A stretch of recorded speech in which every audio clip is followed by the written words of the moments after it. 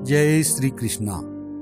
द्रोणाचार्य द्वारा पांडवों का पराभव तथा वक्र, सत्यजीत, शतानीक, वसुदान और छत्रदेव आदि का वध। संजय ने कहा, राजन, इस प्रकार संसप्तकों के साथ लड़ने के लिए अर्जुन के चले जाने पर आचार्य द्रोण अपनी सेना की व्यूह रचना कर युधिष्ठिर को पकड़ने के विचार से युद्ध क्षेत्र की ओर चले। महाराज युधिष्ठिर ने आचार्य की सेना का गरुड़ व्यूह देखकर उसके मुकाबले में मंडलार्ध व्यूह बनाया। कौरवों के गरुड़ व्यूह के मुख स्थान पर मारती द्रोण थे। सिर स्थान में भाइयों के सहित राजा दुर्योधन था।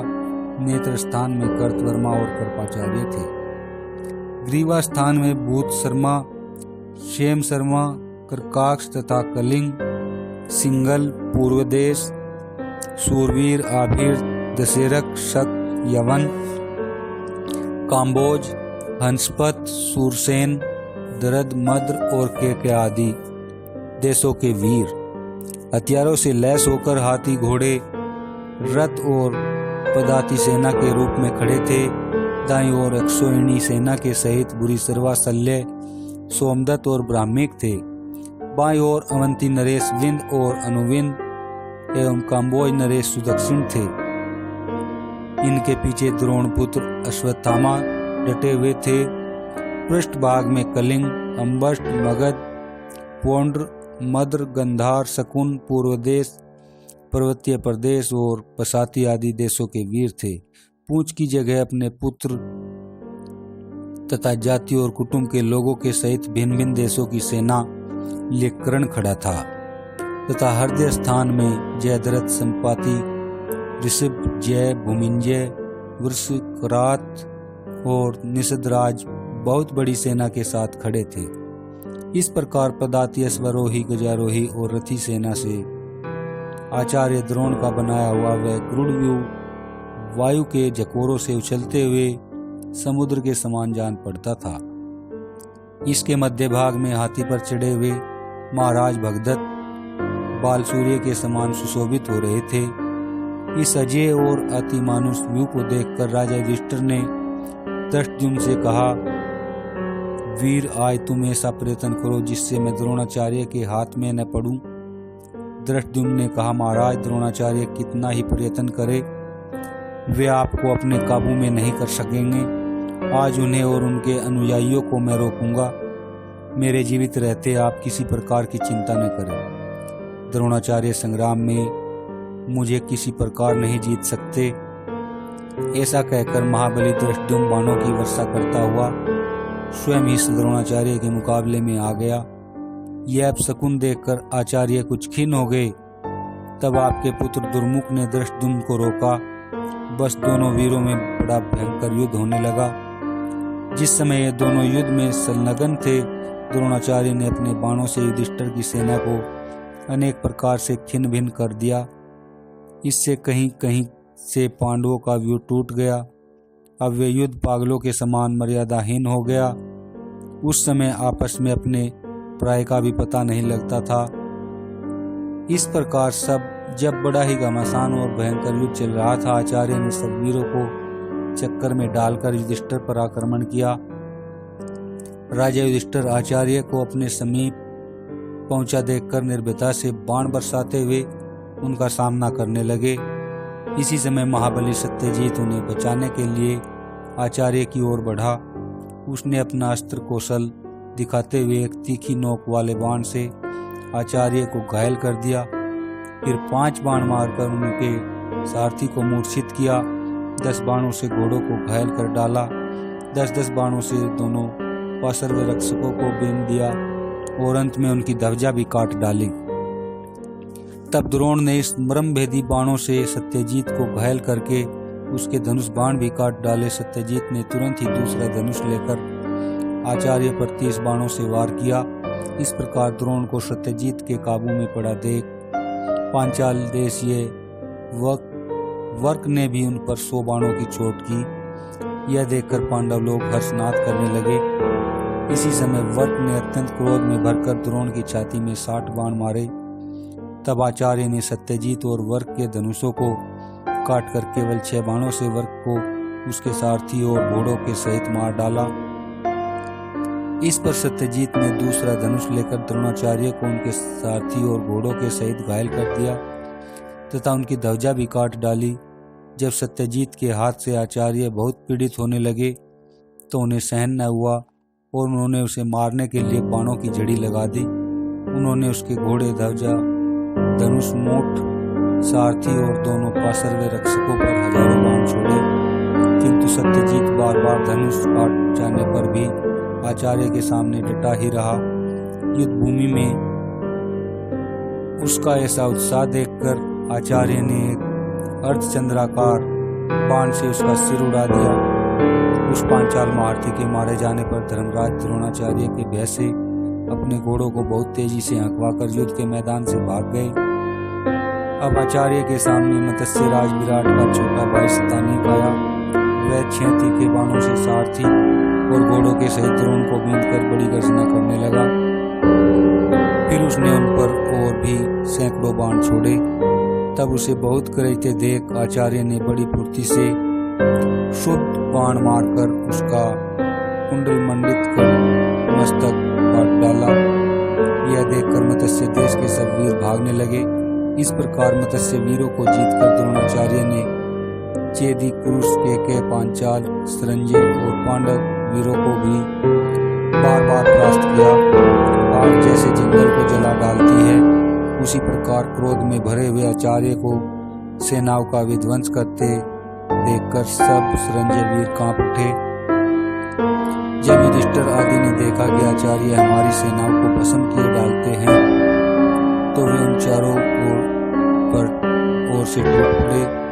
फिर उनमें से शिखंडी ने 5, अक्षत्र वर्मा ने 20, वसुदान ने 5, उत्तमौजा ने 3, अक्षत्रदेव ने 7, सात्यकी ने 100, युधामन्यु ने 8, युधिष्ठिर ने 12, धृष्टद्युम्न ने 10 और चेकितान ने 3 बाणों से उन पर चोट की।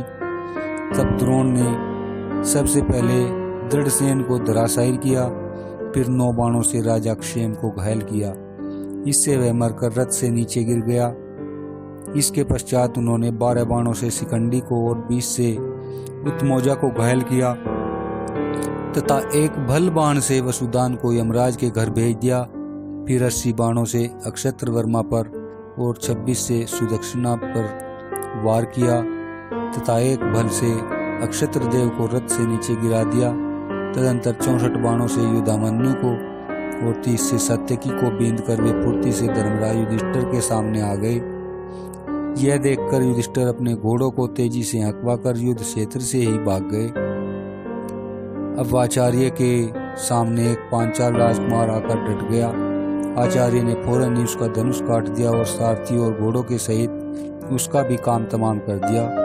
उस राजकुमार के मारे जाने पर सेना में चारों ओर से द्रोण को मारो, द्रोण को मारो ऐसा कोलाहल होने लगा, किंतु उनका अत्यंत क्रोधातुर पांचाल, मत्स्य, केकय, संजय और पांडव वीरों को द्रोणाचार्य ने घबराहट में डाल दिया। उन्होंने कौरवों से सुरक्षित होकर सत्यजीत, चेकितान, धृष्टद्युम्न, शिखंडी, वृषसेन और चित्रसेन के पुत्र सेनाबिंदु और सुवर्चक इन सभी वीरों और दूसरे योद्धाओं राजाओं को युद्ध में परास्त कर दिया और आपके पक्ष में दूसरे योद्धा भी उस महासमर में विजय पाकर सब और पांडव पक्ष के वीरों को कुचलने लगे। संजय ने कहा, महाराज, फिर थोड़ी ही देर में पांडवों की सेना ने लौटकर द्रोण को घेर लिया और उनके पैरों से उठी हुई धूल ने आपकी सेना को आच्छादित कर दिया। इस प्रकार आंखों से ओझल हो जाने के कारण हमने समझा कि आचार्य मारे गए। तब दुर्योधन ने अपनी सेना को आज्ञा दी कि जैसे बने वैसे पांडवों की सेना को रोको। यह सुनकर आपका पुत्र दुर्मसन भीमसेन को देखकर उनके प्राणों का प्यासा होकर बाण बरसाता हुआ आगे बढ़ा। उसने अपने बाणों से भीमसेन को ढक दिया और भीमसेन ने उसे बाणों से घायल कर दिया। इस प्रकार दोनों का भीषण युद्ध होने लगा। स्वामी की आज्ञा पाकर कौरव पक्ष के सभी बुद्धिमान और सूरवीर योद्धा अपने राज्य और प्राण जाने का भय छोड़कर शत्रुओं के सामने आकर डट गए। इस समय सूरवीर सात्यकी द्रोणाचार्य को पकड़ने के लिए आ रहा था। उसे कर्तवर्मा ने रोका। अक्षत्रवर्मा ने भी आचार्य की ओर ही बढ़ रहा था। उसे जयद्रथ ने अपने तीखे बाणों से रोक दिया। इस पर अक्षत्रवर्मा ने कुपित होकर जयद्रथ के धनुष और ध्वजा को काट डाला और 10 नाराजों से उसके मर्म स्थानों पर आघात किया। इस पर जयद्रथ ने दूसरा धनुष लेकर अक्षत्रवर्मा पर बाणों की बौछार आरंभ कर दी। मारती युयुत्सु भी द्रोणाचार्य के पास पहुंचने के ही प्रयत्न में था। उसे सुबाहु ने रोका, किंतु युयुत्सु ने 2 स्वरूप पर बाणों से सुबाहु की दोनों भुजाएं काट डाली। धर्मप्राण युधिष्ठिर की गति मदराज शल्य ने रोक दी। धर्मराज ने शल्य पर अनेकों मर्मभेदी बाण छोड़े। मदर नरेश ने भी उन्हें 64 बाणों से घायल करके बड़ी गर्जना की। तब युधिष्ठिर ने 2 बाणों से उनके धनुष और ध्वजा को काट डाला। इस प्रकार अपनी सेना के सहित राजा द्रुपद भी द्रोण की ओर ही बढ़ रहे थे। उन्हें राजा ब्राह्मीक और उनकी सेना ने बाण बरसाकर रोक दिया। उन दोनों वृद्ध राजाओं को और उनकी सेनाओं का बड़ा घमासान युद्ध हुआ। अवंती नरेश विंद और अनुविंद ने अपनी सेना लेकर मत्स्यराज विराट और उनकी सेना पर धावा किया। उनका भी देवासुर संग्राम के समान बड़ा घोर युद्ध हुआ। इसी प्रकार मत्स्य वीरों की के वीरों के साथ भी करारी मुठभेड़ हुई, जिसमें अश्वारोही, गजारोही और रथी सभी निर्भयता से लड़ रहे थे। एक और नकुल का पुत्र शतानीक भी बाणों की वर्षा करता हुआ आचार्य की ओर बढ़ रहा था। उसे भूतकर्मा ने रोका। तब शतानीक ने अच्छी तरह शान पर चढ़ाए हुए 3 बाणों से भूतकर्मा के सिर और बाहु को काट डाला। भीमसेन का पुत्र सूतसोम बाणों की झड़ी लगाता हुआ द्रोणाचार्य पर ही आक्रमण करना चाहता था। उसे विमनसती ने रोका, किंतु सूतसोम ने सीधे निशाने पर लगने वाले बाणों से अपने चाचा को बीन डाला और स्वयं निश्चल खड़ा रहा। इसी समय भीमरथ ने 6 पहने बाणों से साल्वे को उसके सारथी और घोड़ों सहित यमराज के घर भेज दिया। सूतकर्मा भी रथ में चढ़कर द्रोण की ओर ही बढ़ रहा था। उसे चित्रसेन के पुत्र ने रोक दिया। आपके वे दोनों पौत्र एक दूसरे को मारने की इच्छा से बड़ा घोर युद्ध करने लगे। इसी समय अश्वत्थामा ने देखा कि राजा युधिष्ठिर का पुत्र प्रतिविंध्य द्रोण के सामने पहुंच चुका है, तो उन्होंने उसे बीच में ही आकर रोक दिया। इस पर कुपित होकर प्रतिविंध्य ने अपने पहने बाणों से अश्वत्थामा को घायल कर दिया। अब द्रौपदी के सभी पुत्र बाणों की वर्षा से अश्वत्थामा को आच्छादित करने लगे। अर्जुन के पुत्र श्रुति कीर्ति को दुशासन के पुत्र ने द्रोण की ओर जाने से रोका, किंतु वह अपने पिता के समान ही वीर था। उसने अपने 3 तीखे बाणों से उसके धनुष और ध्वजा और सारथी को बीन दिया और स्वयं द्रोण के सामने जा पहुंचा। राजन पटच्चर राक्षस का वध करने वाला वह वीर दोनों ही सेनाओं में बहुत माना जाता था। उसे लक्ष्मण ने रोका। उसने लक्ष्मण के धनुष और ध्वजा को काटकर उसी पर बड़ी बाण वर्षा की। द्रुपद पुत्र शिखंडी को महामती विकर्ण ने रोका। तब शिखंडी ने बाणों का जाल सा फैलाकर उसे रोक दिया, किंतु आपके वीर पुत्र ने उसे फौरन काट कूट डाला। उत्तमौजा बराबर आचार्य की ओर बढ़ता जा रहा था। उसे अंगद ने रोका। उन पुरुष सिंहों को का जो घमासान युद्ध हुआ, उसे देखकर सभी सैनिक वाह वाह करने लगे। महान धनुर्धर दुर्मुख ने पुरुजीत को आचार्य की ओर जाने से रोका। इस पर पुरुजीत ने उसकी भौं के बीच में बाण मारा। कर्ण ने 5 के भाइयों को रोका। उन्होंने बड़े क्रोध में भरकर कर्ण पर बाण बरसाना आरंभ कर दिए। कर्ण ने भी उन्हें कई बार बाणजाल से बिल्कुल आच्छादित कर दिया। इस प्रकार कर्ण और केकयदेश ये 5 राजकुमार आपस की बाण वर्षा से छिप जाने के कारण अपने घोड़े, सारथी, ध्वजा और रथों के सहित दिखने भी बंद हो गए। आपके 3 पुत्र दुर्जय, विजय और जय ने नीलकाश्य और जयसेन को बढ़ने से रोका। इसी प्रकार क्षेममूर्ति और भृत इन दोनों भाइयों ने द्रोण की और बढ़ते हुए सात्यकी को अपने तीखे तीरों से घायल कर दिया। उन दोनों के साथ सात्यकी का बड़ा अद्भुत युद्ध संग्राम हुआ। राजा अम्बष्ट अकेला ही आचार्य से युद्ध करना चाहता था। उसे चेदिराज ने बाणों की वर्षा करके रोक दिया। तब अम्बष्ट ने एक अस्थि भेदनी सलाका से चेदिराज को घायल कर दिया। वृषणवंशी प्रदसेम का पुत्र बड़े क्रोध में भरकर जा रहा था। उसे आचार्य कृप ने अपने छोटे छोटे बाणों से रोक दिया। ये दोनों ही वीर अनेक प्रकार का युद्ध करने में कुशल थे। उस समय जिन लोगों ने इनके हाथ देखे वे से तन्मय हो गए कि उन्हें और किसी बात का होश ही नहीं रहा। सोमदत्त के पुत्र भूरिश्रवा ने द्रोण की ओर आते वे राजा मणिमान का मुकाबला किया। मणिमान ने बड़ी फुर्ती से भूरिश्रवा के धनुष, तरकस, ध्वजा, सारथी और छत्र को काटकर रथ से नीचे गिरा दिया। तो भूरिश्रवा ने अपने रथ से कूदकर बड़ी सफाई से तलवार लेकर उसे उसके घोड़े, सारथी और ध्वजा और रथ के सहित काट डाला।